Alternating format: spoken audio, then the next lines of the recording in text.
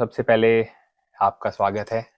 हमारी जो एक हमने निर्मंड के जो इतिहास के बारे में हम एक सीरीज बना रहे हैं, उस पे सबसे पहले एपिसोड में हम आपको ले रहे हैं। आप पुष्पेंद्र जी हैं, माता अंबिका और परशुराम कोठी के कारदार जी हैं, और मेरे मौसा जी भी लगते हैं। तो आपका सबसे पहले हार्दिक स्वागत। तो मौसा जी, आपसे हम बहुत सारे क्वेश्चंस को लेके आए हैं आपके पास। हमारे मन में बहुत से प्रश्न थे हम आप हमारे गांव से रिलेटेड, हमारे जहाँ पे मेले होते हैं उनसे रिलेटेड। तो सबसे पहले तो आप हमारे को बताएं कि जो निरमंड गांव है, इसकी उत्पत्ति कैसे हुई, किस प्रकार से यहाँ पर लोग बसने शुरू हुए, किस प्रकार से यहाँ पर परशुराम जी आए। परशुराम जी की नगरी के नाम से जाना जाता है इस गांव को। तो किस तरह से शुरुआत हुई, कैसा था पहले, कैसा था अब, कैसा है, क्या चेंज देखते हैं आप, और जो आपको पता है इस बारे में हमसे शेयर कीजिए। हमने जो अपने पूर्वजों से सुना है कि पहले निर्मंड में हमारे शांडिली गोत्री ब्राह्मण रहते थे। उसके बाद परशुराम जी अपने भाइयों के साथ आए, माता रेणुका के साथ और अपने शिष्यों के साथ।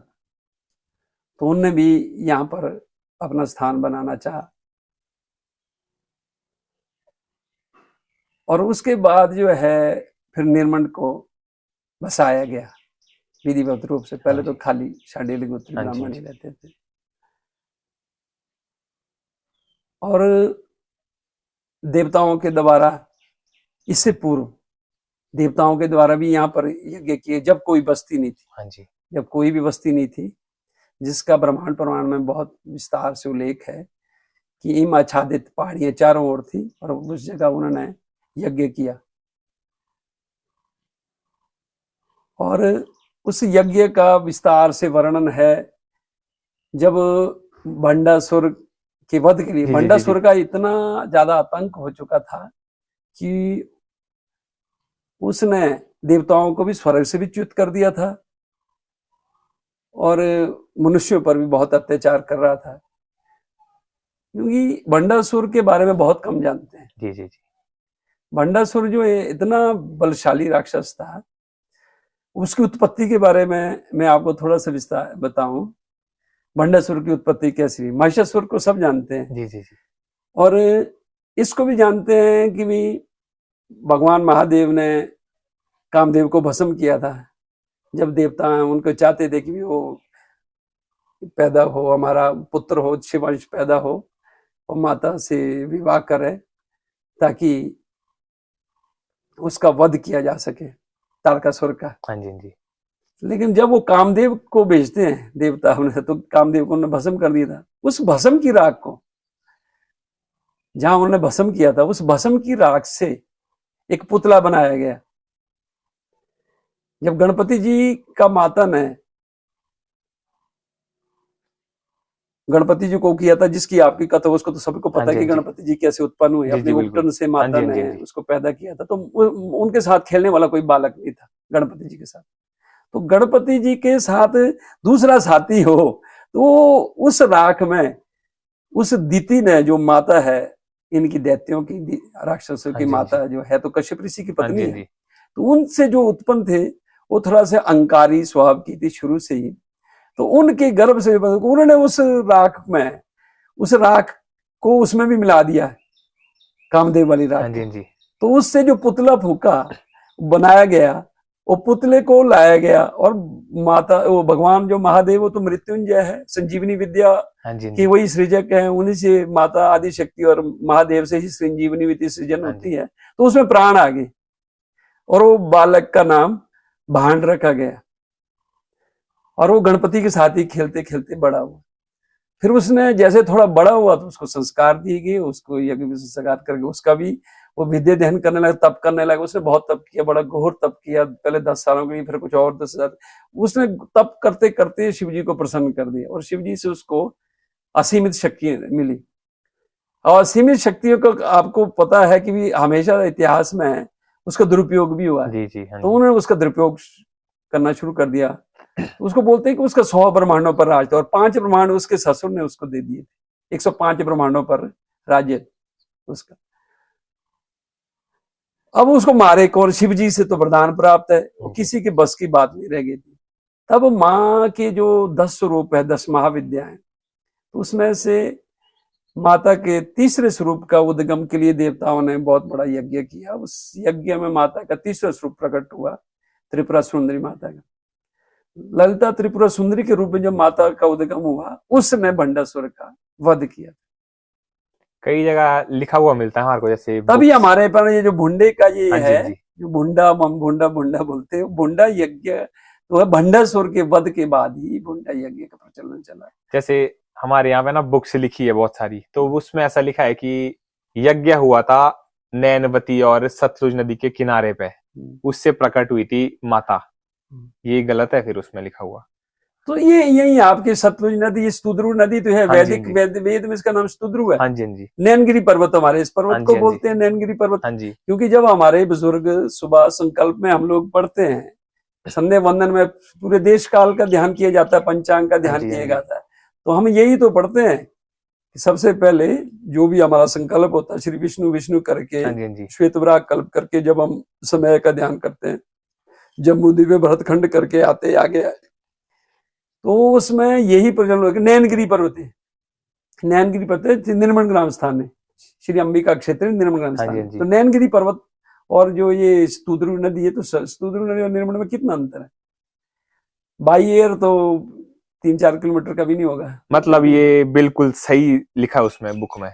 कौन सी पुस्तक में? ये है सतलुज घाटी सभ्यता करके है किताब ना एक। अच्छा। उसमें ऐसा लिखा है कि जब ये मतलब बहुत अत्याचार हो गया था, भंडासुर राक्षस ने यहाँ पे बहुत अत्याचार करना शुरू कर दिया था, तो फिर जो देवी देवता थे वो बहुत, जो मतलब मिश्र जी, हाँ जी, हाँ जी, हाँ जी, हाँ, उनको हमारे दादाजी ने बताया, उन्होंने उल्लेख किया उस पुस्तक को। आप थोड़ा ध्यान से करें, उदयनंद जी और उत्तमान जी ने, दोनों भाइयों ने, हाँ जी, हाँ जी, वो मेरे दादा ही थे, उसमें कारदार थे। हाँ जी, हाँ जी, हाँ जी, उन्होंने ही बताया उनको विस्तार से, जो इतिहास है वो बिल्कुल सही है। और जो भीमा काली का वर्णन आता है उसमें कि भाई अंबिका माता ही भीमा काली का एक विकराल रूप है, मतलब अंबिका माता का विकराल रूप है भीमा काली माता है। भीमा काली माता काली स्वरूप में है, 10 महाविद्याएं हैं।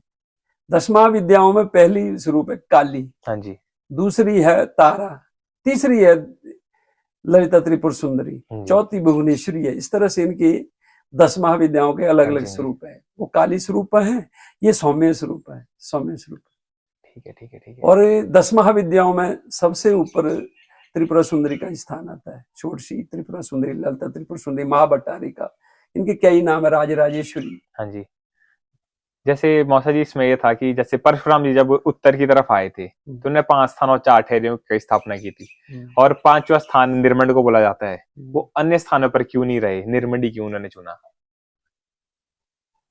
जब वो आए तो ये खाली 5 स्थान 4 ठहरियां नहीं थी, उन्होंने 15 स्थानों की स्थापना की थी, जिसे आप और हम लोग भूल चुके हैं।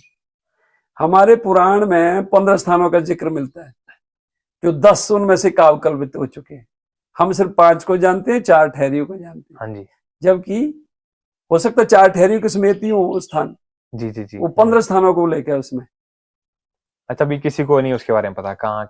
जैसे मुझे अपने की हमारे क्षेत्र में ही एक स्थान है शावी, हाँ जी, हाँ जी, और शठाल, जी जी जी, वो बिल्कुल हमारी तरह मिलता है, क्योंकि वहां भी 100 की बस्ती थी। हाँ जी। शावी में 100 की बस्ती, शठाल में 60 की बस्ती की भी। वहां भी उन्होंने एक बहुत बड़ा यज्ञ करते थे पहले, जो वहां के वासी थे। लेकिन जब वो यज्ञ एक बार में बहुत बड़ी गलती हो गई, तो वो गलत यज्ञ करने से गड़ गए सारे, तो वहां पर कुछ भी नहीं बचा।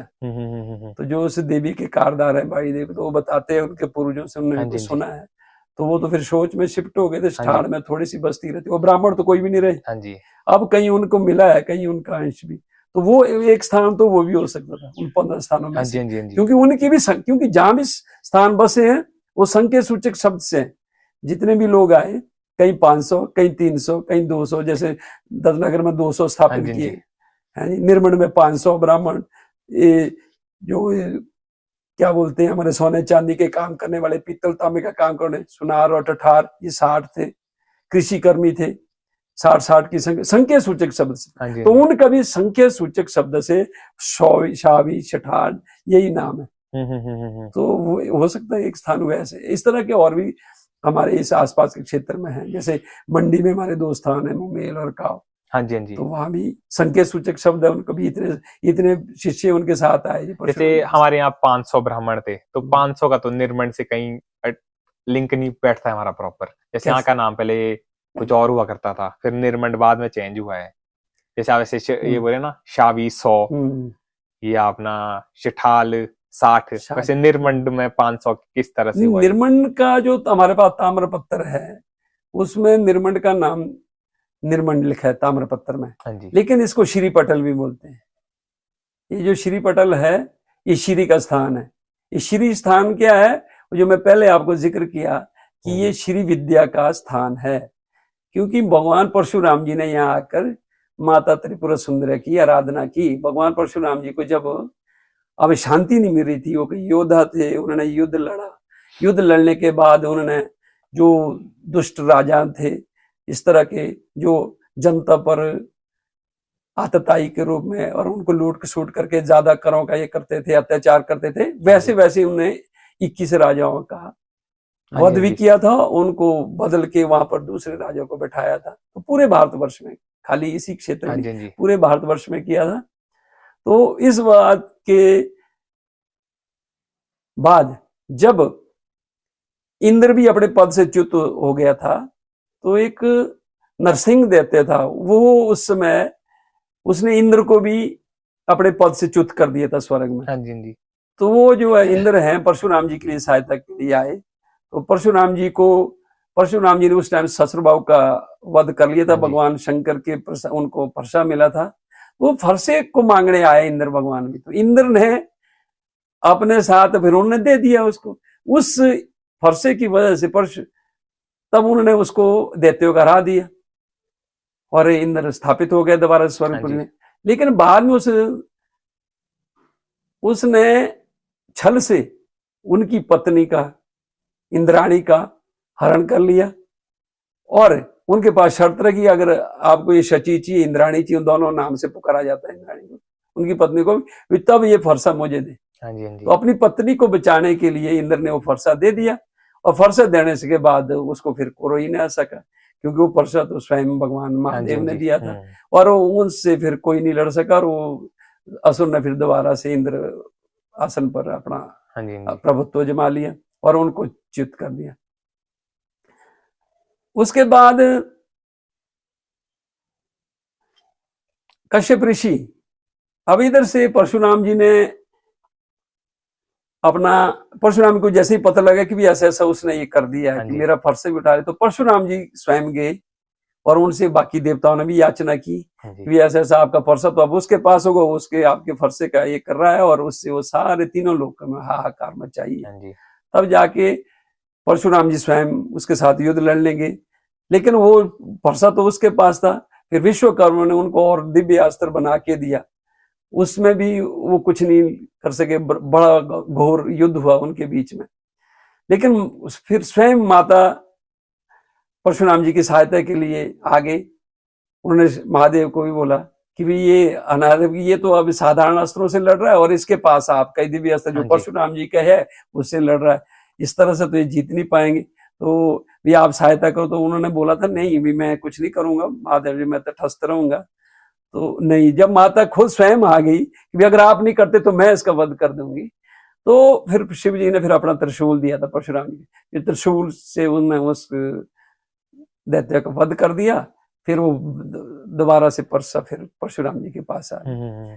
फिर उसके बाद इंद्राणी जैसे उसके कैसे छूट गए, वो तो पहले ही छूट गई थी, तो उनके दर दर भटक रहे थे। फिर उन्होंने दोबारा से बोला कि इंद्र अपने पति को कि अपने अमरावती में चलते इंद्रासन पर। उन्होंने बोला कि अब मैं दोबारा कैसे मांगू, पहले भी मैंने परशुराम जी से मांग के किया ये, अब मैं दोबारा से इंद्रासन पर, मैं तो दोबारा बार बार मांगना मेरे को अच्छा नहीं लग रहा है। तो संकोच वश वो परशुराम जी से मांग नहीं सके। और परशुराम जी फिर इस बात को एक बार वो इंद्र और उसकी पत्नी अपने सास ससुर मतलब जो कश्यप ऋषि और अदिति माता के पास पहुंचे, तो जब उनके ये देखे, उनका हालचाल पूछा, तो भी आजकल तो हम इंद्रासन से च्युत हैं, तो भी क्या हुआ, फिर उन्होंने पूरी विस्तार से जब उनको बताया कि ऐसा ऐसा हो गया, तो फिर कश्यप ऋषि जी इनके पास मिलने आए परशुराम जी को कि भी आप तो ये स्वर्गाधिपति भी हैं और साथ में ये पृथ्वी तो आपने वैसी भी जीती है। तो आप इस भूमंडल के चक्रवर्ती सम्राट भी और साथ में स्वर्ग के भी, आप तीनों लोकों में आपका ये है, तो आपको तो यज्ञ करना पड़ेगा। तो उन्होंने बोला महर्षि अगर आप यज्ञ करना चाहते तो करिए। कौन? उन्होंने उससे यज्ञ करवाया और यज्ञ कश्यप ऋषि ने संपन्न किया। उसके बाद दक्षिणा में उन्होंने उनके पास ये शर्त रखी कि अगर तो आप बैठना चाहते हो, नहीं तो ये भूमि जो मुझे दान कर दी जाए। तो परशुराम जी ने जब उन्होंने दक्षिणा के बदले भूमि दान मांगा तो परशुराम जी ने उसको दे दिया। जब वो भूमि दान, पूरे पृथ्वी की भूमि उन्होंने कश्यप ऋषि को दान कर दी, जो उनका जीता हुआ क्षेत्र था। तो अब जो जीते क्षेत्र में तो उन्होंने स्वयं उसमें नहीं रहना था। तो फिर उन्होंने प्रश्न किए भी आप कहाँ जाएंगे। तब जाके उन्होंने तीर मार, कोई बोलते तीर मारा, कोई बोलते फरसा फेंका। समुद्र के बीच से उन्होंने वो जगह उत्पन्न कर दी थी। महेंद्राचल पर्वत की उत्पत्ति तब हुई जब ये तो महेंद्राचल पर्वत की उत्पत्ति में वो फिर जब वो जगह उन्हें उभारी समुद्र के बीच से भी, ये जगह तो मैंने दान नहीं की, नई उभारी, तो वहां पर रहने लगे। दिन को पृथ्वी पर विचरते थे, लेकिन रात को शयन उनका महेंद्राचल पर्वत पर ही होता था।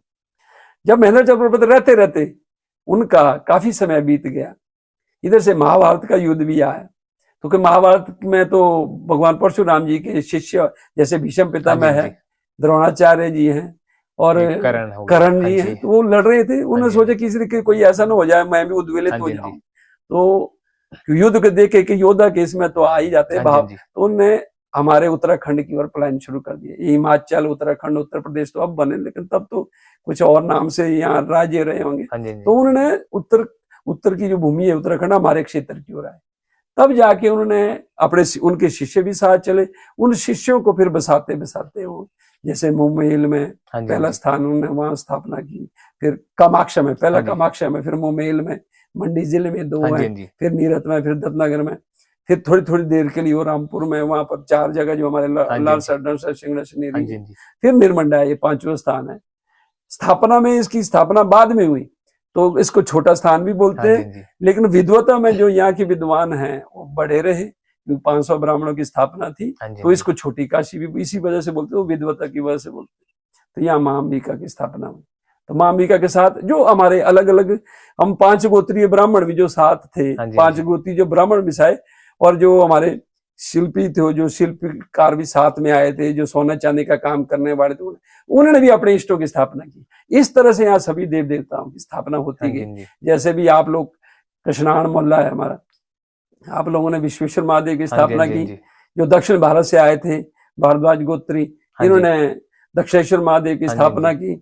ये कांची कामकोटी साइड से आए हैं, दक्षिण भारत से। तो अब जो ऐसे हमारा गोत्र है, हमारा ठाकुर लक्ष्मी नारायण की स्थापना, क्योंकि आपका और जो हमारा ये भी सामवेदी ब्राह्मण, हम जो मतलब शांडिल्य गोत्र सामवेदी ब्राह्मण है, भारद्वाज भी ये सामवेदी ब्राह्मण है।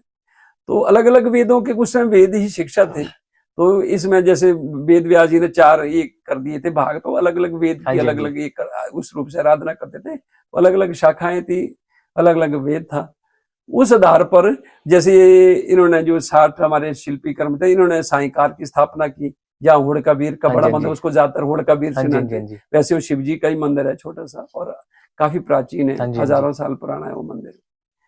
तो इस तरह से अपने अपने इष्टों की स्थापना की। जो हमारे पास कृषि कर्मी थे आए थे, उन्होंने जैसे नीचे विष्णु मल्ला बिचड़ी में जो विष्णु का मंदिर है, इधर हमारे परशुराम मल्ले में विष्णु का मंदिर है, उन्होंने वहां पर अपने विष्णु की, अपने इष्ट की स्थापना की। इस तरह से फिर निर्मण में अपने स्थापना होती गई। जैसे बाद में, जैसे पहले तो संन्यास का एक ही धर्म था, उसके बाद नाथ संप्रदाय चला। नाथ प्रथम से गुरु गोरखनाथ जी, मच्छेंद्रनाथ से शुरू हुआ। गोरखनाथ जी के शिष्य के रूप में जो उनके बाद में जब नाथ संप्रदाय के, तो हमारे फिर जार पीर मंदिर की स्थापना भी हुई, गोगा जार पीर की स्थापना यहाँ हुई। जैसे मंदिरों की स्थापना तो हो गई थी, फिर जैसे हमारे यहाँ पे अभी हालिया मेला हुआ है कावा छठ, तो उस पर हमने सुना है कि क्या कहते, कौवे के द्वारा सूचना मिली थी कि परशुराम जी जीत गए हैं कोई युद्ध। फिर उस को लेके यहाँ पे जश्न में सभी देवी देवता रथ के रूप, मतलब रथ में बाहर निकले थे। क्या ये सही है बात? हाँ, इस मैंने जो अभी आपको जिक्र किया कि भी माँ त्रिपुरा सुंदरी ललिता के उपासक थे। जब भगवान परशुराम जी को शांति नहीं मिली थी। ससुर भाव को तो उन्होंने जीत लिया था। हाँ जी। वो तो जो फरसा उनके भगवान शंकर ने उनको दिया, उन्होंने परसे के द्वारा उसकी सेना का और उसका वध कर दिया था। लेकिन ये उसके बाद की घटना है। जो कावा छठ मेले का हम ये मनाते हैं, इससे दूर दूर तक भी कोई संबंध नहीं है, कौवे के द्वारा कोई सूचना नहीं मिली। ये हम दरअसल भूल चुके हैं अपने इतिहास को। ये जो मेला है, ये है, जैसे मैंने पहले कहा कि उनकी इष्ट, उन्हें भगवान दत्तात्रेय स्वामी जी ने श्री विद्या की दीक्षा दी, भगवान परशुराम। हाँ जी। तो श्री विद्या का जो पहला अक्षर है वो क है। उसके 2 मंत्र हाँ जी, जो ज्यादा प्रचलित हैं, अब वो मैं आपको बता नहीं सकता हूँ, ये दीक्षा से ही मिलते हैं। तो उसका पहला अक्षर क है। पंचदशी मंत्र है, षोडशी मंत्र है, उसका जो पहला अक्षर क है, तो क छठ, तब इसको क का छठ, क, वो आगे अपकार हो गया है। काव नहीं, काव का कोई संबंध नहीं है, काव के द्वारा कोई सूचना नहीं दी। वो वैसे क्यों, हम अपना इतिहास भूल चुके हैं। अगर यहाँ कौवे के द्वारा सूचना मिली, यही मेला दलाश में मनाया जाता है। तो दलाश में भी योगेश्वर महादेव के वहां मनाया जाता है। ऋषि पंचमी से शुरू होता है और अष्टमी तक उनका मेला चलता है। कुमारसैन में मनाया जाता है 4 साल के बाद। वहां भी कोटेश्वर महादेव के प्रांगण में मेला शुरू होता है, तो वो भी मनाते हैं। कुमारसैन में तो परशुराम जी का कोई मंदिर नहीं है। नहीं, बिल्कुल। योगेश्वर महादेव के पास कोई मंदिर नहीं है।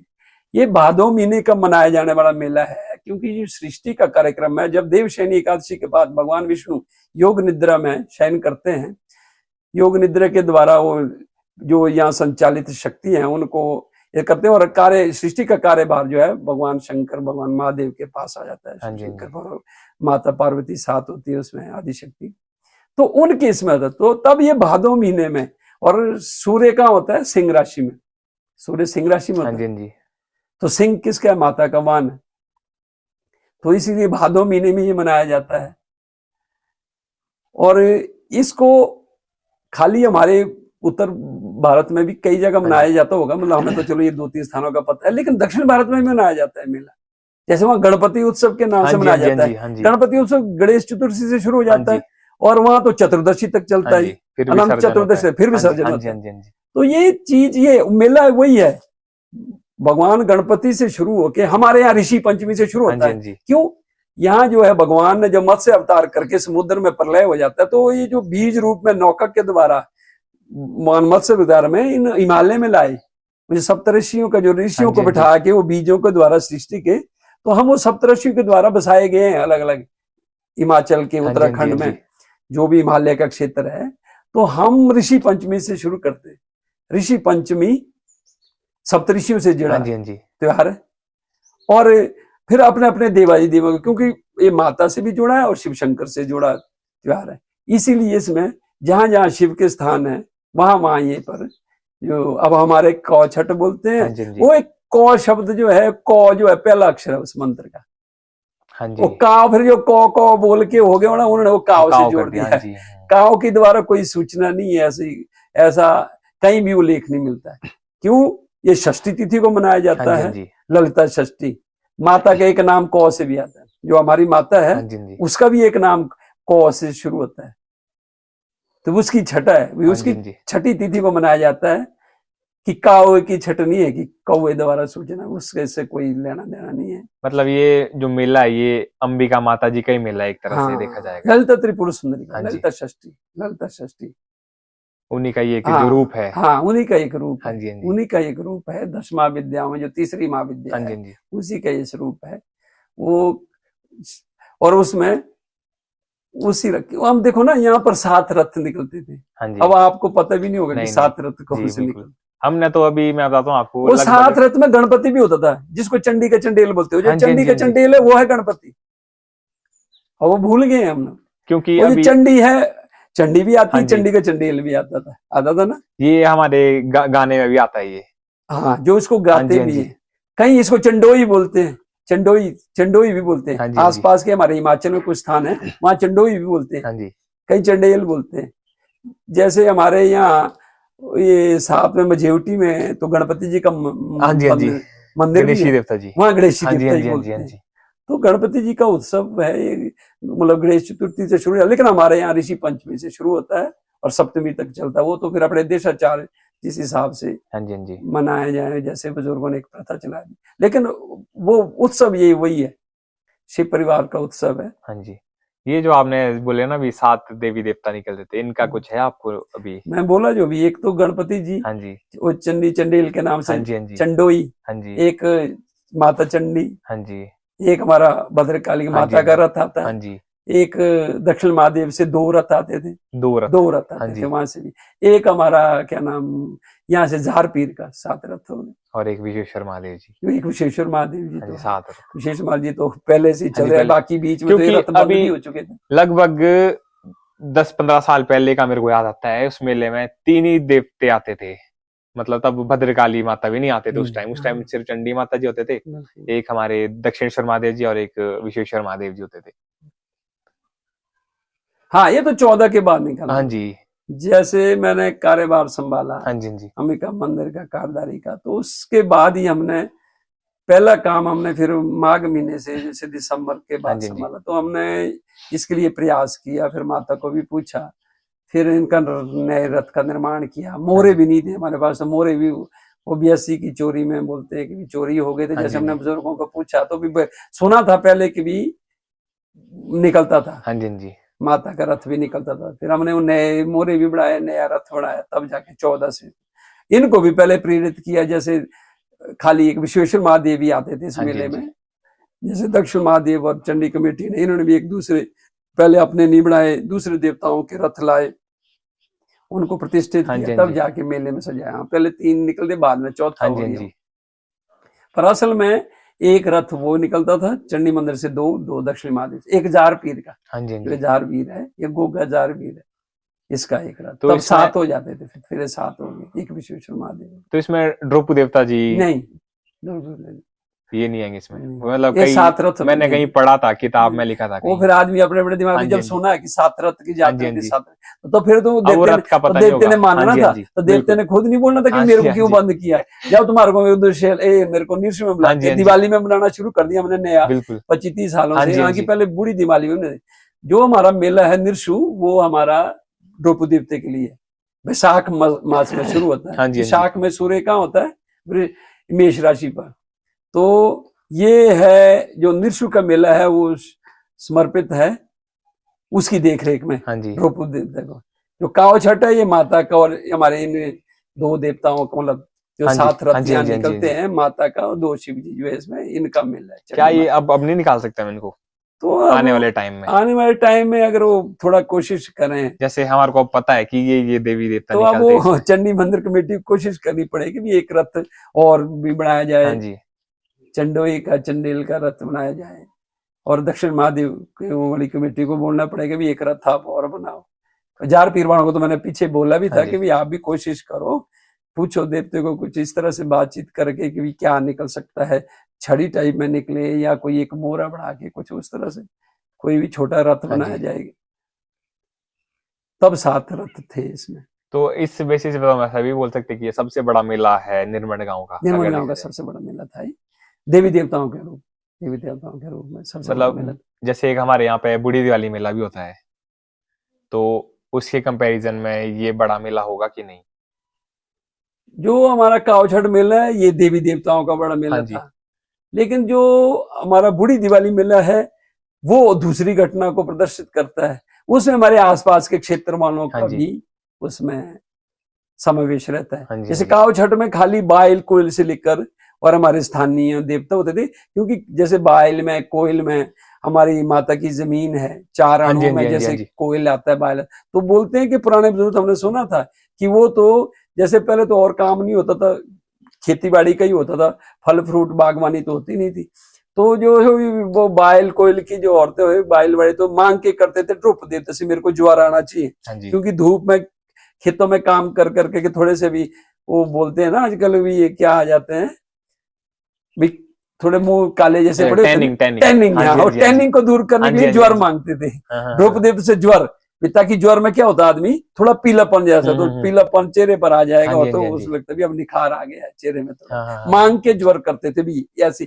ये स्थिति थी। और काफी इसमें इस मेले में बहुत शिरकत करते थे महिलाएं लोग वहां से, क्योंकि तब जमीन भी थी। अब जो 52-53 के बाद जो माफिया चले गई, मुजारों का नाम लगी, अब वो भी नहीं है, जमीन के मालिक स्वयं बन गए। अब माता के दरबार में आते हैं तो खाली नवरात्रों में आते हैं, बाकी तो आगे पीछे नहीं आते। और जो ये आपने बोला दिवाली वाला प्रश्न, तो दिवाली में तो इसमें हमारे 12 गांव गढ़ के लोग भी और जो हमारे खोंद है कथांडे गांव के वो भी सम्मिलित होते हैं। तो इसमें हमारे जो नागरिकी के जो बाकी है, उसमें पहले तो हमारे पास लोट वाले भी आते थे, जो लोट फाटी है, जो उधरा माता जैसे अभी आई, पिछले साल आई थी, तो उसका क्षेत्र भी आता था, वो भी गढ़ में आते हैं। तो वो तो उनका आना तो बंद ही हो गया, उनका आना बहुत बंद हो गया। हमने अभी जिक्र किया था माता के पास जैसे रूट की आई थी पिछले साल, हमने बोला कि हमें तो पता है कि भी आप आते थे यहाँ पर। अभी उन्होंने वो जिक्र भी किया अभी वाले जब झाड़ा हुआ माता कि भी हाँ, मैं बोला हमने तो तरपाल दिया, हमारी तरफ से कोई गलती है तो बोलो। बोला नहीं, आपकी ओर से तो कोई नहीं, कि वो जो हमने में कि यहाँ से उनको एक बांड वो ये हमारा इधर बड़ा गढ़ काटता था, और एक बांड वो काटता था पार बड़ा गढ़ लोट फाटी। अलग अलग 2 तलवारें थी उनको दी, एक इधर बड़े गढ़ को, एक उधर बड़े गढ़। तो तब तो मतलब बूढ़ी दिवाली निर्मल का तो बहुत ही एक मतलब आकर्षक मेला होता था, और बहुत ही प्रसिद्ध मेला था इस हमारे आउटर साज क्षेत्र में। कहीं ना कहीं ढागी बुछेर से लेकर के लोग आते थे। कहीं ना कहीं जैसे जब से व्यापारिक दृष्टि से बढ़ा इस मेले को, आपको लगता है कि कहीं सांस्कृतिक रूप से पिछड़ गया? हाँ, व्यापारिक दृष्टि से बढ़ा, लेकिन सांस्कृतिक दृष्टि से पिछड़ गया। कहीं ना कहीं इसमें हमारी गलती है क्या? अब सबकी गलती है। आज का जो मानव है वो नहीं चाहता है कि हम रात भर ये करें। हम फिजिकली कमजोर होते जा रहे हैं, फिजिकली कमजोर। तब जो मगशीर्ष के मास में मनाई जाती है तब ठंड भी होती है। आज का मानव बोलता है नहीं बिस्तरे में रहो, कहाँ रात में हम ठंड में सारी रात जागेंगे। लेकिन फिजिकली फिटनेस का एक बहुत अच्छा उदाहरण था। तब तो हमारा जो अब, क्योंकि उस समय हमारे सनातन की शिक्षा होती थी, तो क्षत्रिय जो अपने घर में नहीं सोएगा, उसको ये पढ़ाया जाता बचपन से अखाड़े में जाना है, हमें रक्षक के लिए तैयार होना है। और ये तो होता ही युद्ध वृत्रासुर और उसके इंद्र के बीच का युद्ध है। तो उसमें वो आते थे, वो बिल्कुल नहीं सोते थे, उनको पता है कि आज क्या हाल हो गया। जैसे हम अपनी संस्कृति से दूर होते जा रहे, आज हमारा हर कार्य बिना नेपाली और बिहारी के हो ही नहीं रहा। मकान बनाने के लिए बिहारी मिस्त्री और बोझा ढोने के लिए नेपाली मिस्त्री, तो हम कहाँ रहेंगे? हमारा जो बायोलॉजिकल जो शरीर है बिल्कुल कमजोर से कमजोर होता जा रहा, हमारी फिटनेस का यही कारण। हम थोड़ा देर के लिए मालिक बने हैं, बाद में हमारा हाल भी वो कश्मीरियों की तरह हो जाएगा कि भी वो लेबर ही हमारे इसमें मालिक बन जाएंगे, हम वो मालिक के मालिक रह जाएंगे, भी बाद में भागना तुमने भागो, ये स्थिति हो जाएगी। जैसे हमने सुना ही है, तो जैसे एक बार की दिवाली जी राम जी ने देखी थी रामगढ़ पे ऊपर, मतलब इस जो ऊपर चोटी देख रहा हूं यहाँ से, यहाँ पे बूढ़ी दिवाली की रात की दिवाली हो रही थी। क्या ये मतलब सही सच में हुआ था ऐसा कि नहीं हुआ था? पता नहीं, मैं तो आज आपसे सुन रहा हूँ कि राम जी ने देखा था, मतलब वहां पे शायद लिखित भी है, ये जो मंदिर में इतिहास लिखा है ना उसमें ये चीज मेंशन्ड है। दिवाली के लिए बोला कुछ ऐसा? नहीं, दिवाली के नहीं है, वो दूसरी दृष्टि से बोला कि जब वो अपना प्रायश्चित करने राम जी यहाँ आए थे, तो ब्रह्म हत्या का प्रायश्चित करने हुआ है, तो इस हमारे रामगढ़ टिब्बे में उन्होंने अपनी साधना की, तो प्रायश्चित स्वरूप यहाँ बसे। तो तब जो यहाँ यज्ञ होता है, यज्ञ में तो अभी भी बुलाया जाता है। लेकिन अभी उनके प्रतिनिधि आते हैं, जैसे जो गढ़ है, जो 12 गांव है हमारे, वो नागरिकी के ही तो प्रतिनिधि है। उनको दूर से क्यों आना, उनके साथ जब गढ़ आ गया तो उनके साथ ही चलते हैं। तो ऐसा नहीं है, गलत अगर किसी ने लिखा भी हो तो थोड़ा जैसे जानकारी के अभाव में लिखा है, क्योंकि जो बूढ़ी दिवाली में तो जो गढ़ क्षेत्र का प्रतिनिधित्व तो नाती नागी करते हैं। हम जो 500 का प्रतिनिधित्व हमारी अंबिका माता, हम उसके उपासक हैं, गढ़ से वो नाती नाग के उपासक हैं। हम 2 का ही तो मेला है, अंबिका माता और द्रौपदी देवता तो हमने इसमें अब 25-30 सालों से बुलाना शुरू किया। अब हम और देवताओं को भी बुला रहे हैं। पिछले 2 ऐसा नहीं, वो दूर से देखने वाली तो बात ही नहीं। हाँ, यज्ञ के समय में वो जरूर आए थे, फिर उनको बोला कि आप यज्ञ के समय में, जैसे यहाँ बड़ा यज्ञ जब महायज्ञ होता है तो उस समय बुलाया जाता है। जैसे हम देखते हैं कि अंबिका माता जी रथ में नहीं जाते हैं कहीं, जैसे कहीं प्रतिष्ठा में जाना हो या किसी और मंदिर जाना हो तो वो कलश रूप में जाते हैं, तो वो कलश में क्यों जाते हैं? ये वैदिक प्रतीक है। मूर्तियां ये जो रथ वगैरह बनने बाद में शुरू हुई, क्योंकि वेद में भी क्या कहा गया है, जो परम सत्य है, परब्रह्म है, उसको निराकार का मतलब ये नहीं है कि भी वो आकार ही नहीं है, उसको घटाकार दिया गया है। हाँ जी। ये जो ब्रह्मांड है हमारा एक घट की तरह है।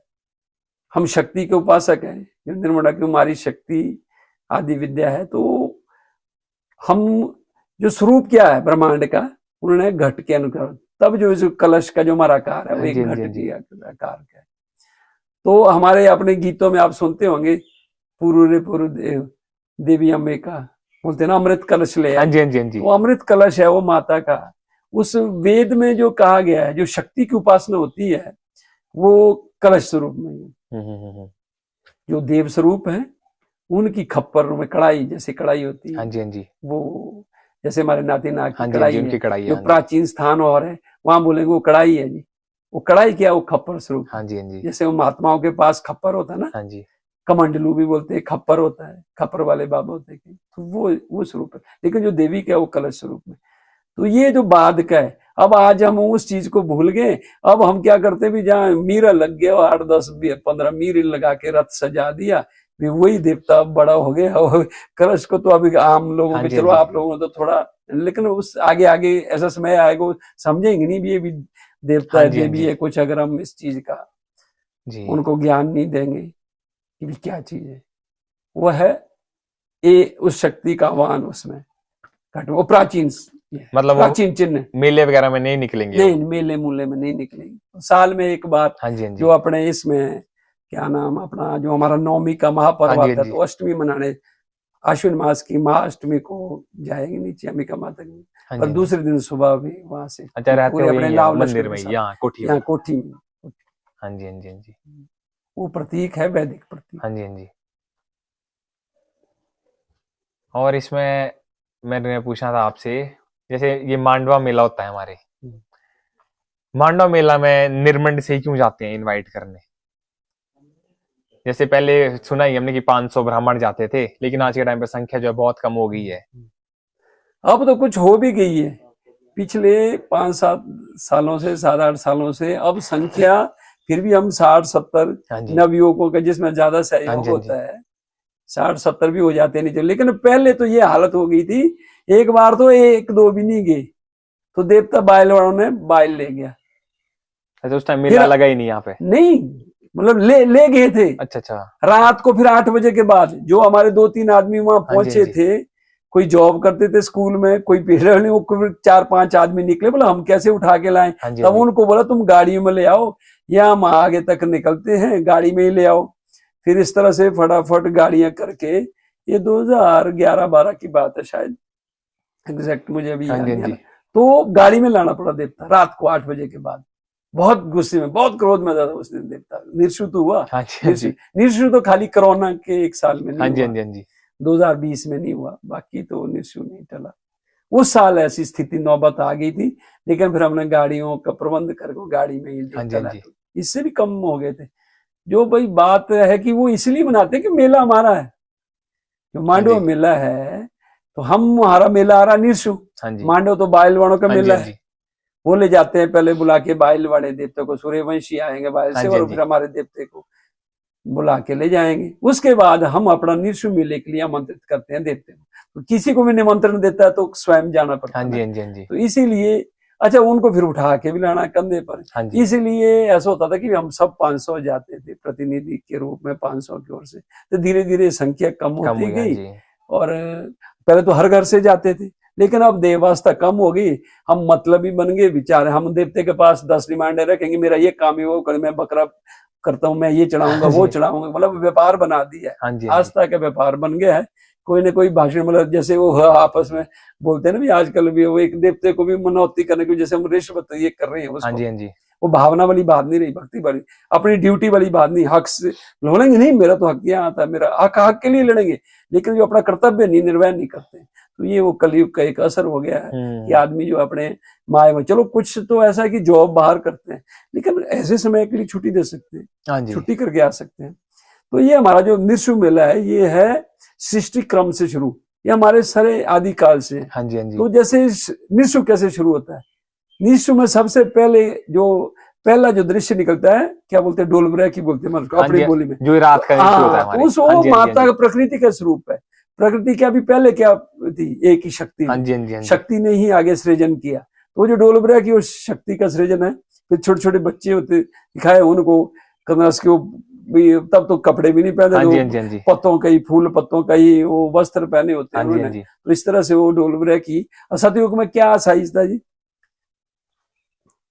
12 हाथ, त्रेता में 9 हाथ, हाँ जी, हाँ जी। और द्वापर में 6 हाथ, कलयुग में 3 हाथ का आदमी रह गया। तो हमारे डोलबरा की है माता का उसने की सबसे पहले क्या हुई, शक्ति पैदा, शक्ति ने आगे सृजन शुरू। हाँ जी, हाँ जी, हाँ जी। वो है। तो सृष्टि क्रम से चलता है देवते के सानिध्य में, देवता उसका साक्षी भी रहता है, उनके सानिध्य में भी होता है। पहले डोलबरा की, फिर 9 अवतार जैसे निकलते कि इसमें त्रेता में क्या आ रहे हैं, 9 हाथ का आदमी होता था। तो अब वो 9 अवतार का सीन भी अब काफी दृश्य, क्योंकि उसके बोलना क्या क्या करना है, वही वो जो अदाकार हैं जो उसमें पार्ट को लेकर वो बोल गए। किस तरह से सृष्टि क्रम आगे को चलता है, तो इस तरह से उसमें उस तरह के हमारे स्वांग निकलते थे। हाँ जी, हाँ जी। हंसी मजाक भी होता है, चलो वो तो बाद भी। फिर उसके बाद क्या हुआ जी आगे, फिर राजा, फिर नरसिंह अवतार, प्रहलाद का वो सीन भी निकलता है, माता की झांकी निकलती है, कृष्ण जी की झांकी, मतलब रामायण में। फिर आगे जो भी उसके बाद और क्रम हो गए जी, फिर मल्ल भी निकालते हैं, मियाँ भी निकालते हैं, फिर खेती बाड़ी से लेकर सारा सृष्टि क्रम जो है निर्षु उससे जुड़ा मेला है। तो देवता की सानिध्य में। और जो हमारा मेला जो है भादो महीने का मेला है, तो एक काव छठ जो है, ये है माता के जो स्थानीय देवता है। जैसे क्योंकि पहले तो दशहरे में कुल्लू भी बुलाते थे लोग, जब राय को भी, तो हमारा ये मिनी दशहरा यही हो जाता था। हाँ जी, हाँ जी, हाँ जी। देवताओं का अपना ये। हाँ, दशहरे के दिन हम नवमी को जब माता का कलश, जैसे आप बोलते हैं किसी को ये जाता था कलश, कब जाएगा, जब यहाँ यज्ञ का उन्होंने एक प्रचार, क्योंकि हर 10-12 साल के बाद, 12 साल के बाद यज्ञ होना, या 18-12, तो जब गुंडा होता है तब आम आप इसको बुलाते थे घर में। जो जेठा लड़का होता था उसको टीका लगता था, तब कलश जाएगा, माता की सारी कलश छड़ियां जाएंगी, वहां घर जाएंगी, कलश उठा के ले जाएंगे, क्योंकि फिर इसको तो पूरा साज बाज, अब रोज रोज कहाँ ऐसा कर सकते। वो भुंडे के दौरान आप उसको आमंत्रित करते थे घर में माता के कलश को। आपने तो देखा होगा बुंडा। हाँ, हमने देखा, कैसी बेसी वाला बुंडा। हाँ जी, हाँ जी। उस दौरान काफी देवी देवता आते हैं हमारे यहाँ पे। लास्ट में जो 5-6 दिन का जो बड़ा फंक्शन होता है, उसमें आमंत्रित किए जाते हैं। मतलब हाँ, उनकी संख्या निश्चित है, 44-45 इतने देवी देवता, ऐसा मुझे ध्यान। ये आएंगे पूरे एरिया से, अपने प्रतीक में आएंगे, रथ में नहीं, कोई नहीं आएगा। उनके जो मेन मोरा है वही आएंगे। जैसे स्थानों के तो अपने कलश आएंगे, जो बाकी देवते भी। अच्छा, इसमें इनवाइटेड 5 स्थान, सारे स्थान होंगे, 5 स्थान आते थे पहले तक तो आते थे। लेकिन 82 में तो निका और ममेल नहीं आया था, नीरद दत्तनगर ये तो आए थे। हाँ जी, हाँ जी। और बाकी आसपास के जो हमारे दूसरे देवते। मौसा जी, एक और प्रश्न था मेरा। जैसे हम आज के टाइम पे देखते हैं कि सोशल मीडिया पे हम देव खेल दिखा रहे हैं, जब भी देवता जी थोड़ा क्रोध में आ जाते हैं, वो चीज हम अपलोड कर रहे हैं सिर्फ व्यूज पाने के लिए। क्या ये सही चीज है एक तरह से? नहीं, ये गलत है। ये चीज आज नहीं होनी चाहिए। खास करके जो देव खेल है, जो हमारी गुप्त चीजें होती हैं, जो आपको मोबाइल पर देखने वाला बंदा है सोशल, उसको हमारे परिवेश का पता नहीं है जी। हमारे देव देवता, हमारी देवी, क्या उसके दिशा निर्देशों को आपको पता है, वो किस तरह, उसके लिए वो मजाक भी बन सकता है। हाँ जी। वो उस चीज को नहीं पकड़ सकता है। ये गुप्त चीजें होती है, इनको तो सोशल मीडिया में नहीं। हाँ, मेला लगा है, देवता नृत्य कर रहा है, उन चीजों को दिखाइए, या कोई सिंपल तरीके से आप आयोजन दिखा सकते हैं, लेकिन देव खेल को नहीं बताना चाहिए। ये गलत है, ये तो गलत कई जगह वो डालते हैं। कहीं ना कहीं इससे जो देवताओं की शक्तियां एक कमजोर हो रही है, क्या हम कह सकते हैं? ये वो कमजोर तो उनकी हो सकती है जिनको अपने ऊपर, जो देव प्रतिनिधि है ना, जिनको गुरु चेला वगैरह बोलते हैं, अगर कहीं वो लाइमलाइट में आने के लिए, या मेरा ये प्रसिद्धि, अगर उसको थोड़ा सा उनका लेवल नीचे हो गया, तब तो उनको तंग हो जाएगा। हाँ जी, हाँ जी। अगर बिल्कुल जैसे पुराने ये थे, उनको इस चीज को लेते, क्योंकि वहां पहला शब्द क्या होता है, मिटना। हाँ जी, मिटना बोला गया है, गुर मिटा जी, बोलते हैं ना, देवता मिटा हाँ जी, हाँ या जी, गुरु मिटा। हाँ जी, हाँ जी, हाँ जी, तो मिटना क्या है? मिटना होता है कि उसने अपने एम को मिटाया, तब वो देवता प्रवेश करेगा ना। हाँ जी, हाँ जी, क्योंकि पर काया प्रवेश है, वो देवता उसके पर शरीर में प्रवेश कर रहा है। तो जब वो मिटेगा, वो मैं उसका मिटना चाहिए ना, तो जब उसका अपना मैं मिटेगा तो देवता प्रवेश। तो इसलिए उनका अपना एम होता ही नहीं था कि मैं कौन हूं, बस वही है। हाँ वो जी, शरीर चल रहा है सिर्फ, लेकिन अपने आप को, मैं को जिसने मार दिया, वो मिट गया, तब वो देवता प्रवेश करता है। तो जो तो उस चीज से दूर है। लेकिन अगर किसी को ये रह गया कि यार मैं तो फलाना हूं, लेकिन साथ में मेरे को देवता आता है भाई, हाँ जी, तो वो चीज फिर गड़बड़ हो जाएगी। कहीं वो सोशल मीडिया में आ गया, व्यूज के चक्कर में आ हाँ गया, जी, हाँ जी, तो देवता क्या खेलेंगे फिर उसका ध्यान तो वो रहेगा। हाँ जी, हाँ जी, हाँ, अगर उसको पता ही नहीं है और देव शक्ति ही खेल रही है, पर फिर भी मैं ये चाहूंगा कि उसका ज्यादा से ज्यादा प्रचलन नहीं होना नहीं चाहिए। होना चाहिए। क्यों? जो उसको आगे देख रहे हैं, जो उस पर कमेंट कर रहे हैं, जो वहां पर प्रेजेंट ही नहीं है, एक तो उनकी उस देवते के बारे में पता ही नहीं है, देवते की शक्ति क्या, हाँ क्यों जी, वो वैसा बोलता है, क्या उसका एक्शन, वो तो खाली देख रहा है। हाँ, लेकिन जो उसके देवलू हैं, जो उसके हार है, जो उसको मानने वाले हाँ लोग जी, हैं, हाँ जी, उनको फिर भी पता है। अगर नहीं पता होगा तो अपने बुजुर्गों से प्रेजेंट में हाँ जी, हाँ जी, पूछ सकते हैं, तो वो बताएंगे कि भी क्या चीज है। हम्म, लेकिन वो तो दूर से देख रहा है, उसको पता नहीं। हाँ जी, और आज तो सोशल मीडिया पर तो ऐसे भी देख रहे, चलो हिमाचल के लोग तो क्या, उनको तो फिर भी हमारे देवभूमि के हाँ जी, लोग हाँ हैं, जी, लेकिन जो बाहर के लोग रहते हैं उनको तो वो अभी पता भी नहीं, पता ही उनको तो नहीं, हाँ सारा जी, मजाक लगता है। हम्म, वो तो सिर्फ कहीं चमत्कार दिखाया वो अलग है जी, कहीं लोहे की सलाख डाल हाँ दी, जी, हाँ किसी जी, ने त्रिशूल डाल दिया, किसी ने चांदी की वो बामण डाल दी, जिसको बामण भी हाँ जी, बोलते हाँ हैं जी, हमारे। तो उनके लिए तो थोड़ी देर के लिए कुछ अजीब जैसा भी हाँ लगता जी, है, हाँ जी, उनके वो भाव ही नहीं। अब वो उस युग की बातें हैं। वो हाँ जी, देव शक्ति आग पर खेल के क्या बता रही है कि मैं अग्नि से, मैं 5 तत्वों से ऊपर हूं, हाँ जी, मैं जल वायु अग्नि जो ये 5 हाँ तत्व जी, हाँ जी, हैं, उनसे तो ऊपर। इसलिए वो उस तरह के कृत्य करते हैं, उनके ब्लड भी नहीं हाँ निकलता है, जी, जबकि वो इधर से छील के उधर हाँ निकाल जी, देते हैं और वापस लेते हैं, तो कुछ नहीं होता। वो अपने हाँ आप जी, को ये दर्शाना है कि देवता प्रवेश किया है, पर काय प्रवेश है। तो ये बहुत बड़ा विज्ञान था। हाँ जी, हाँ जी, लेकिन आज के तो सनातन विरोधी जो एजेंडा चला है, सनातन से दूर, इसमें कोई वैज्ञानिकता नहीं है, और ये अंधविश्वास लिख हाँ के जी, इस चीज को दूर किया जा रहा है। उस हिसाब से तो लगता है भी चलो थोड़ी अवेयरनेस हो जाएगी, लेकिन अवेयरनेस इतनी होनी चाहिए कि उसमें उनकी रुचि हो, जो इसके पीछे का विज्ञान है हाँ जी, वो उसको। क्योंकि हमारे शंकराचार्य जी ने भी परकाया प्रवेश किया था, वो हाँ जी, आपको पता होगा। जब मंडन मिश्र की पत्नी उमा भारती ने उनसे प्रश्न किया था कि मुझे भी शास्त्रार्थ में रहा, जब बौद्धों का यहाँ पर बहुत ज्यादा प्रचलन हो हाँ गया जी, हाँ था, जी, तो शंकराचार्य जी केरल से चले थे, तो उन्होंने जितने भारतवर्ष का, तब तो कुछ सड़कें कुछ नहीं हाँ थी, जी, उन्होंने पैदल ही भ्रमण किया था, और वहां के विद्वानों को उन्होंने दोबारा से वैदिक धर्म की ओर लौटाया था, सबसे शास्त्रार्थ करके। तो उसमें कुछ गृहस्थ के प्रश्न कर दिए थे, तो वो तो सन्यासी थे, हाँ जी, ब्रह्मचारी थे, उनको क्या पता था गृहस्थ का। तो हम्म, लेकिन उन्होंने पर काया प्रवेश करके शंकराचार्य जी ने पर, और उनके शिष्यों ने, 7 शिष्यों ने उनके 7 चक्र पर बिल्कुल उनको बताया गया, तब इस तरह से करेंगे ताकि उनकी चेतना भी न लटे, और इधर से वो अपने शरीर से दूसरी काया प्रवेश करके तब उन्होंने जाना गृहस्थ, क्या एक मरे राजे के शरीर में प्रवेश कर दिया, हाँ जी, पर काया प्रवेश है। तो वो विद्या हमारे पास प्राचीन काल से चली आ रही है, हमारे उत्तराखंड में, हाँ हिमाचल जी, में। हिमाचल तो अब भूगोल, तब इसको उत्तराखंड ही बोलते थे। हाँ जी, तो यहाँ तो देवभूमि, इसलिए पहले से वो देवता पर काय प्रवेश करके हमारे को मनुष्य की शरीर में प्रवेश करके अपनी शक्तियां बताते हैं, और थोड़ा सा चमत्कार दिखाते हो, उनके हाँ पास जी, सीमित शक्तियां हैं, हाँ जी, हाँ जी, ताकि भी लोग हमारे इसको फॉलो करें, हमारे नियमों को, और इस जगह से ज्यादा छेड़छाड़ ना करें, वो दिखाने के लिए। हाँ जी, या उनके जो अपने पर्व त्योहार होते हैं, मेले विशेष, तो उनकी ओर ताकि आकर्षित हो और उनको सही ढंग से मनाए, उनके नियमों के अनुसार हाँ जी। मनाए। जैसे हमारे आजकल बहुत नुकसान हो गया है हिमाचल में, कहीं ना कहीं ये देवी देवताओं से छेड़छाड़ के कारण ही हो रहा है, जो हम मतलब इनकी आज्ञा नहीं मानते हैं, कई बार हम अपनी चलाते हैं। हाँ, क्या ये कारण आजकल इस वजह से हो रहा है ये? ये भी एक त्रासदियां जो हो रही हैं, ये तो हो रहा है। क्योंकि हमने सुना था जो ये हमारे ये है ना, ये जाओं की देवी, इन्होंने बोला भी था कि श्रीखंड यात्रा जल्द से जल्द बंद कर दो भाई।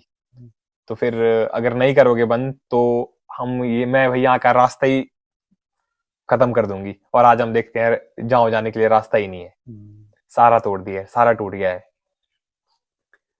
बिल्कुल सही बात है। ये यही की बात नहीं है। चलो हमारे श्रीखंड कैलाश में भी जब से इसका ज्यादा प्रचार प्रसार होने लगा श्रीखंड यात्रा का, तो दोनों तरफ से गलती होती है, लोकल लोगों से भी तो बाहर के लोगों से। बाहर के लोगों को तो हमारे प्रवेश का पता ही नहीं, वो तो पिकनिक मनाने आ रहे हैं, है नहीं।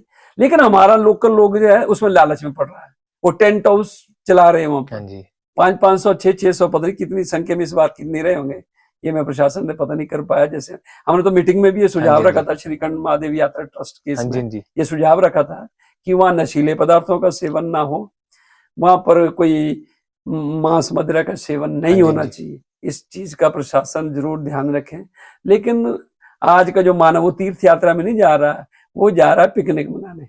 अब ये पिकनिक का हो गया, वही हाल केंद्र कैलाश में, वही हाल मणिमहेश में देवता। बिल्कुल, हाँ जी, हाँ जी। तो इसको हार्ड रहने दो। जितनी कठिन यात्रा है, तो कठिन से क्या होता है, भाव से जाता आदमी, लोकल आदमी को साथ लेके जाएगा, है। अब जगह जगह उसको भंडारे मिल रहे हैं, उसको भूख भी नहीं, लेकिन फिर भी खिलाया जा रहा है, हाँ जी, खिलाया जा रहा है। लो पानी पियो, लो जी मालपुआ खाओ, ये खाना खाओ, क्या मिलेगा अपने पीठ पर लेके जाए, पीठ पर लेके जाए, जैसे पहले होती थी। उसको प्राचीन तरह ही रहने देना चाहिए। जैसे आपने बोला ना भी कि बुला के कर रहे हैं, लास्ट ईयर हम भी गए थे, हम तो सिंगाड़ तक ही गए थे, तो वहां पे लगभग 10 से 15 लोगों ने भंडारे अलग अलग लगाए थे, तो सब हमको इनवाइट कर रहे थे कि आओ हमारे पास, आओ आओ आओ, बस यही चला है वहां पे। तो अब बोलो, जो आदमी भूख है ही नहीं लगी, और ज्यादातर जो भंडारे होंगे वो सिंगार से जाओ के बीच, हाँ जी, बागीपुर से शुरू हो जाते हैं। वहां क्या मतलब है खिलाने, खिलाने का मतलब तो सिंगार या सिंगार से ऊपर कोई है ना, हाँ जी। जहां पर रास्ते में उनको दिक्कत आई तो वहां थोड़ी बहुत हेल्प हो। अच्छा, वहां तो ज्यादा भंडारे वाले ऊपर को होते नहीं, वो तो सिंगाड़ या 1-2 भीमद्वारी थाचरों में, बाकी तो है नहीं ऊपर तो। और ऊपर को तो टेंट वाले आपको सुविधाएं दे रहे हैं। सुविधाओं में लोग उनके साथ कई और तरह की सुविधाएं भी ले रहे हैं। तो तीर्थ यात्रा कहाँ हुई, तीर्थ यात्रा तो हुई नहीं, तो भाव से तो हुई नहीं, वो तो पिकनिक स्पॉट बनते जाए। पिकनिक स्पॉट तो भगवान नहीं मानेगा मेरे पास, वो तो अपने लिए इसलिए एकांत में गए हैं अपना तप करने, कि भगवान शंकर वैसे समाधिस्थ रहते, जब उनकी समाधि में ही भंग डालेंगे आप, क्योंकि जितनी समाधि होगी, जितनी शांति होगी, शांति में ही पूर्ण क्रिया होती है। ये आज का मानव समझ नहीं सकता। तो भगवान शंकर समाधि लगाते हैं, जो हमारे योग मतलब क्या है, जब आप बिल्कुल साइलेंट हो गए, समझो आपके सृजन होगा, आपके इसमें नए नए विचार आएंगे, और वो जो विचार होंगे वो पुष्ट होंगे, वो प्रबल विचार होंगे। शांति में जो आएगा, एक होगा आपको, आप असहज पहले ही हैं, उग्रता में आप, तो उस समय का वो जो विचार है आपका, वो प्रैक्टिकल हो, जैसे बोलते हैं ना, थॉट्स आर थिंग्स। तो जो विचार है वो भी पुष्ट नहीं होता। तो वैसे वो अपनी योग साधना समाधि के लिए वहां समाधिस्थ है, हम वहां पर शोर शराबा लेके जाएंगे और उनके नियमों का पालन नहीं करते हैं। हर कहीं टॉयलेट करेंगे, हर कहीं थूकेंगे, जूते के साथ जाएंगे, जहां तक नहीं जाना होता है वहां भी जूते के साथ चल पड़ेंगे। हमें पता ही नहीं, देव नियमों का पता ही नहीं, हमारे भाव तो है ही नहीं। भाव तो मैं लगता है कि 5-10% लोगों के पास भाव है, बस वो हम एम के पीछे पड़ेंगे कि मेरा भंडारा बड़ा होना चाहिए, दूसरा सोचता है मेरा भंडारा बड़ा, क्योंकि वहां हम लोगों के बीच में कलेक्शन करेंगे। नहीं, हम तो लगाते हैं, हम तो इतनी साल से लगा रहे हैं, लेकिन खिला किसको रहे, हाँ जी, खिला किसको रहे। अब वो भाव से खा नहीं रहा है, वो भाव से खा नहीं रहा है, उसको जबरदस्ती बुलाया जा रहा है। हाँ जी, तो इसलिए आपदा तो आएगी आएगी। हाँ जी, ये तो यात्रा बंद ना हो, लेकिन ये सामूहिक यात्रा जो प्रशासन की ओर से बंद हो जानी चाहिए। लोग जैसे प्राचीन समय में जाते तब भी प्रशासन नहीं करता था, कोई ऑर्गेनाइज नहीं करता था, अपने हिसाब से जाते थे। जो देवी देवता जा रहे हैं अपने साल से, कभी कोई 10 साल 15 साल के बाद जा रहा है, तो वो उसी तरह ही चलने चाहिए। जो ऑर्गेनाइज करके प्रशासन की ओर से सेवक प्रशासन पर दबाव डाल के, नहीं जी आप करो करो, पुलिस को बुलाओ, को बुलाओ, जो ड्यूटी दे रहे हैं लोग, वो उनको क्या मीनिंग है। वो बेचारे कहीं तो देना भी नहीं चाहते, उनको जबरदस्ती। तो जबरदस्ती सेवा नहीं होती है, सेवा तो भाव से होती है। लेकिन उसको क्या, अभी अब ड्यूटी है, सरकार ने मुझे तनख्वाह देनी है, पैसे देने, तो करना पड़ेगा, ऑर्डर हो चुके तो जाना पड़ेगा। भाव उनका कुछ नहीं। तो जब मेरा भाव से सेवा, तो वो स्वीकार का हूं। और नियमों की तो धज्जियां उड़ी रही है, जो हमारे पर यहाँ देवी देवताओं के उत्तराखंड नियम है, उसको तो नियम का पालन ही नहीं होता, खास करके इस तरह की, तो तबाही तो मचेगी। ये तो 2023 में भी हो चुका था, 23 से ही शुरुआत हो गई, लेकिन नहीं सुधर। चलो आगे आगे हम भी अपने ही यात्रा की इसमें जब बैठक होगी तो जरूर दोबारा इस बात को रखेंगे कि नियमों के अवहेलना ना हो। हाँ जी। जैसे हमने एक बात सुनी है, श्रीखंड और देवढाक का भी कनेक्शन है कुछ आपस में, कि पहले जो साधु महात्मा थे वो वहीं से ही, मतलब कोई गुप्त रास्ता था, वो श्रीखंड निकलता था। क्या ये भी सही है ये बात? नहीं, हाँ इनका संबंध है, लेकिन गुप्त रास्ते वाली बात वो वैसे ही उड़ाई है, क्योंकि हमने तो देखा नहीं कभी ऐसा रास्ता वहां पे। भगवान शंकर की तपस्या की भस्मासुर ने। हाँ जी। और उसने वरदान लिया उस देवते ने कि मतलब क्या चीज, तो बोला जिसके सिर पर मैं हाथ रख दूं वो भस्म हो जाए। हाँ जी। तभी उसका नाम ही भस्मासुर है। लेकिन जब उसने उसको वरदान दे दिया तो उसने सोचा कि मैं अब यजमा लूं भगवान शंकर पर ही। हाँ जी। उसकी कुदृष्टि होगी। कुदृष्टि में क्या हो गया, भी देखता हूँ कि मेरे को आशीर्वाद मिला और मैं पार्वती माता को ही पाना चाहता था बस। हाँ जी। तो बोलते हैं कि भगवान शंकर श्रीखंड कैलाश है, तो ये हमारे कैलाश की घटना है, श्रीखंड कैलाश की घटना। हाँ जी। तो यहाँ से जोड़ी जाती है कि वो जो है जब नीचे की ओर उतरे कैलाश पर्वत से, श्रीखंड से, तो पीछे से माता पार्वती रोई वहां नैन सर में, तो नैन सर बोला गया, तभी इसको नैन सर बोलते हैं कि वहां माता के इतने आंसू निकले कि वो छोटा सा सरोवर ही बन गया उसका। हाँ जी।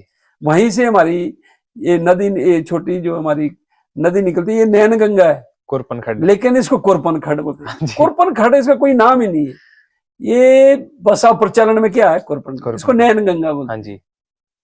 जो मानसरोवर कैलाश से आती है, ऋग्वैदिक नाम स्तुद्रु है, वो मानसरोवर कैलाश से गंगा है, उसको स्तुद्रु। ये कुरपन खड्ड तो अंग्रेजों के टाइम में नाम है, जब हम अंग्रेजों का राज आ गया था, ब्रिटिश कंपनी का, फिर गुलाम होके हम वो गुलामी का नाम हो रहे हैं कुरपन। क्यों इसने बड़ा क्यों पड़ा इसका नाम, कि उसने रूप ऐसा ले लिया, क्रूप बोलते हैं ना हिंदी में, क्रूप भी ऐसा रूप ले ली, रौद्र रूप, जैसे अभी 2023 में देखा, अभी आपने 2025 में देखा कि आसपास के सारे अपने जो इसका दोनों मुआयने के दोनों किनारे काट दिए, लोगों के क्यार कट गए, लोगों के खेत बह गए, घराट बह गए, इसमें मकान बह गए, तो क्या बोलते उसको क्रूप बोलते ना, क्रूप धारण कर दिया जाए। तो अंग्रेजों से क्रूप तो नहीं बोला जाता है, जैसे वो टैगोर को ठैकोर बोलते, ठाकुर को टैगोर बना दिया, रविंद्रनाथ टैगोर को, वो ठाकुर था रविंद्रनाथ ठाकुर, तो वो टैगोर बोला गया। तो वैसे ही इसको क्रूप करके खुरपन हो गया, ये कुरपन कर दिया।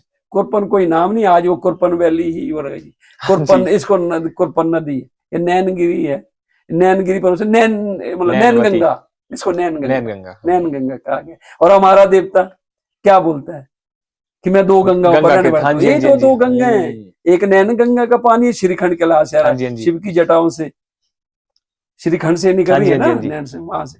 तो एक तो गंगा ये होगी, एक मानसरोवर कैलाश में जहाँ बड़ा घर है, मानसरोवर कैलाश ये तिब्बत में जो है, तिब्बत में जो है, तो तिब्बत से मानसरोवर कैलाश स्तुद्र वहां से आ रही है। तो दो गंगा, यही तो दो गंगा है, हम है उसको कुरपन बोलते हैं, कुरपन नहीं, ये नैन गंगा है। तो भस्मासुर जब माता पार्वती को पाने के लिए उसने शिवजी पर यजमाना चाहा कि वो आशीर्वाद भी कि मेरे को जिसके हाथ पर, तो शिवजी आगे से भागे और माता रोती रही पीछे, फिर उसका नैन सर बन गया।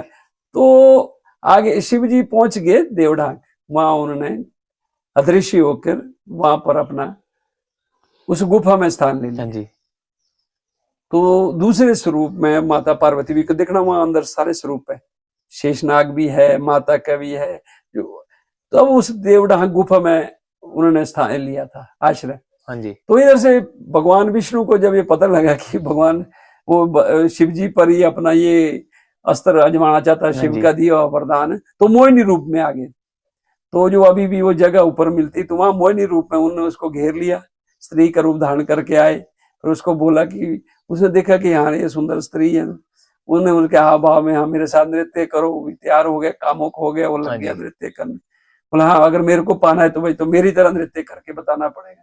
तो उन्होंने फिर नृत्य में उसको साथ में ऐसा मोहित कर दिया, और वो ऐसे ऐसे उसमें कि अपना हाथ उसका अपने हाथ पर ही, अपने सिर पर ही घुमा दिया उन्होंने, वो भी वैसे नृत्य करने लगा।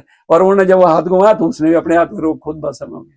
तो बोलते हैं अभी भी वहाँ वो पानी लाल है, वो जो श्रीखंड वाले रास्ते में आता है, तो अभी भी वहां पर वो लाल है। तो वो छुपे थे ना कि वहां से गुफा गुफा वाला रास्ता, तो अब आप खुद ही सोच सकते हैं अंडरग्राउंड क्या रास्ता होगा उसके लिए। वो दृश्य है, वो तो कहीं भी प्रकट हो सकते हैं, अंतर्यामी है वो भगवान शंकर को कोई ऐसा तो है नहीं कि उन्होंने अपीयर और डिसअपीयर हो, अंतर्यामी पन है, कहीं भी प्रकट हो सकते हैं, कहीं भी ये हो सकते।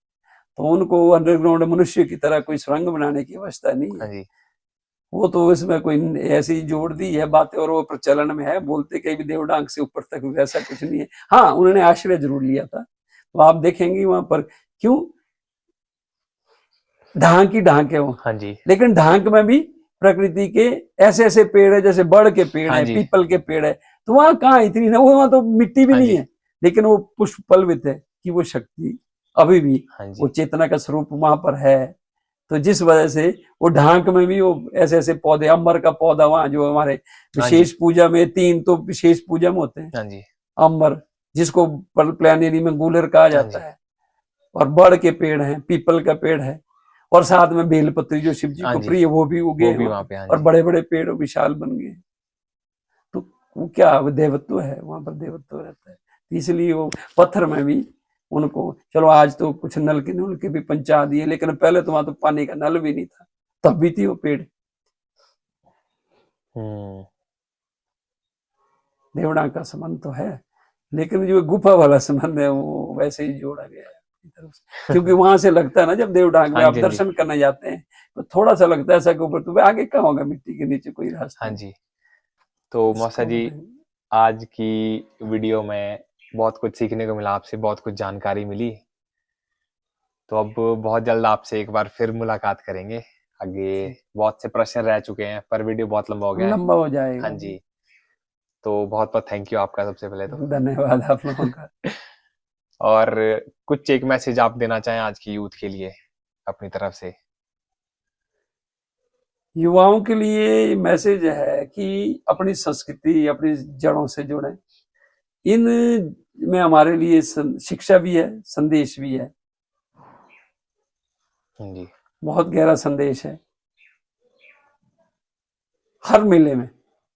जैसे मैंने कहा कि नृत्य मेला पूरी सृष्टि रचना से लेकर आज तक का पूरा पदार्पण, तो अगर हम एक एक स्वांग का वो ढंग से उसका स्टडी करेंगे तो पता लगेगा कि वाकई इसके पीछे, नहीं तो हंसी मजाक ही रह जाएगा, वहां खाली हंसी मजाक तो है ही है, लेकिन वो और इधर से हमारी अपनी देव संस्कृति, कौन कौन सी शक्ति हमारे पास यहाँ रहती है। जैसे काव छठ मेले में हर देवता जो इस क्षेत्र में बसा है निर्मल गांव के अंदर, उसको हम बाहर निकालते हैं, उससे रूबरू होते हैं। और दिवाली मेले में, दिवाली मेले का तो कितना बड़ा है, उसका तो और भी गहरा महत्व है। हर अपनी संस्कृति में हमारे जीवन शैली, कला, किस तरह से जीवन जीना है और किस तरह से हम सात्विक और अच्छा जीवन, समृद्ध जीवन, उन्नत जीवन जी सकते हैं, वो हमारे इसी संस्कृति में छुपे हैं।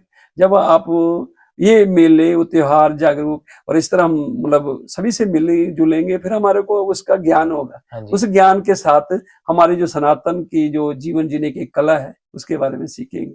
यही संदेश है कि अपनी जड़ों से जुड़े, अपनी संस्कृति को संजो कर रखें, ना कि इसमें नशे की ओर ना जाए, नशे से दूर रहें। खाली ये नहीं कि मेले त्योहार में हमने नशा लेना है, बस वही आज के मेले कुछ ऐसे रह गए हैं कि वो नशे में ही बस वही है जी, मेला भी नाटी लगाओ, अपने नशा नुशा लेके पहुंचो और नाटे लगाओ, उससे दूर रहे।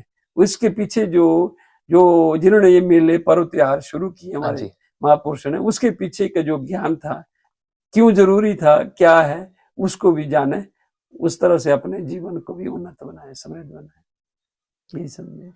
ठीक है माता जी, बहुत अच्छा लगा आपसे बात करके।